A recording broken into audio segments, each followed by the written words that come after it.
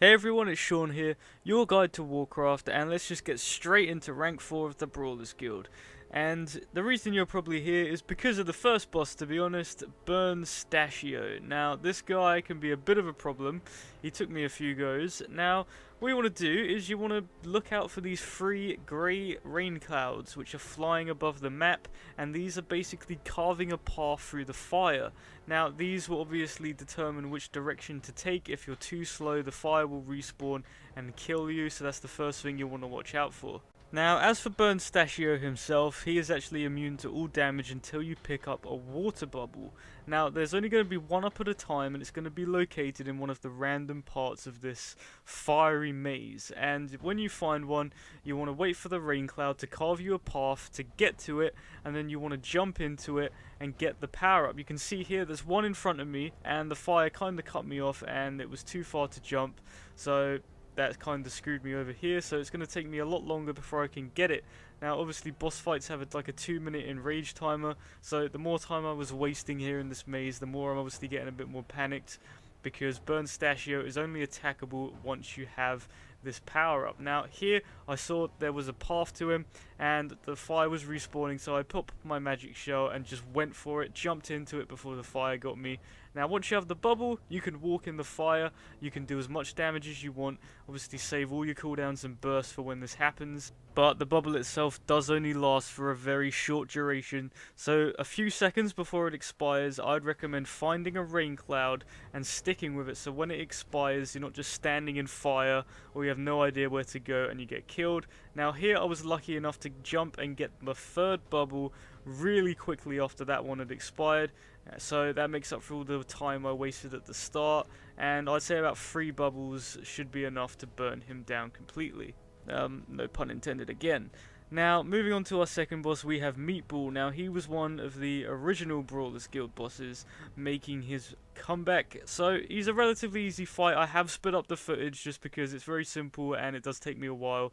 At the start of the fight, he has a lot of HP. So, what you want to do is collect all of these purple orbs that he's putting on the ground, because these will basically multiply your damage percentage, and you can get up to like 800% or something like that. Now, you don't want to leave it too long, because he will also be doing increased damage to you and you'll be taking increased damage. But once you feel like you've picked enough orbs up to the point where you're actually doing some decent damage to him, then just try and burn him down, pick up some more orbs along the way, pop all your cooldowns and just take him out. Like you can see, I dropped pretty low there, and then when he gets low enough, this gnome will just appear from within and he will just explode, and that's the fight done. It's really simple and nothing new. Now, next we have the team of Max Mega Blast and Bo Bobble, or something like that. Basically, 2 gnome engineers that are just going to team against you, and the main thing you want to do is avoid these rockets. I would say you could probably take 1 hit of them, take a 2nd hit without regaining any HP, they're going to kill you.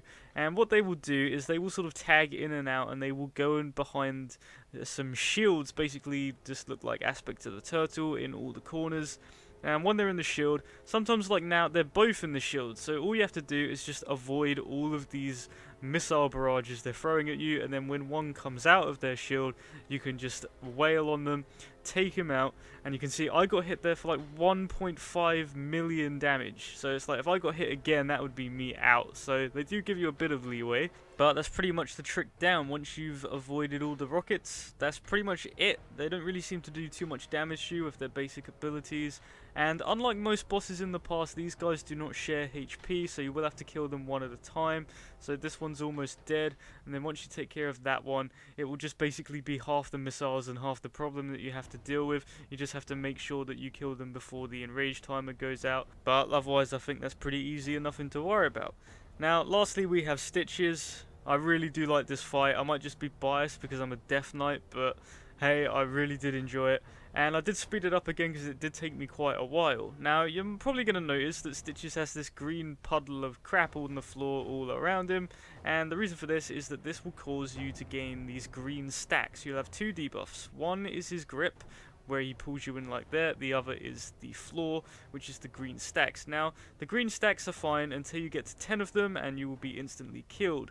So the idea is that you want to run out when you get about 8 or 9 stacks to avoid sort of procking over to the 10th one, and then he will grip you back in, and this will increase your grip stacks, which will reduce your movement speed. So you just have to move out maybe a bit quicker. But that's pretty much the fight summed up. You just run out when your stacks get high, get grip back in, and just kill him within the 2-minute timer, and you should be fine. I think it's a pretty easy fight. And that's it for the video in rank 4 of the Brawlers Guild. I really do hope this helped out. Be sure to subscribe for some more guides. Thank you very much for watching, and I will see you in the next one.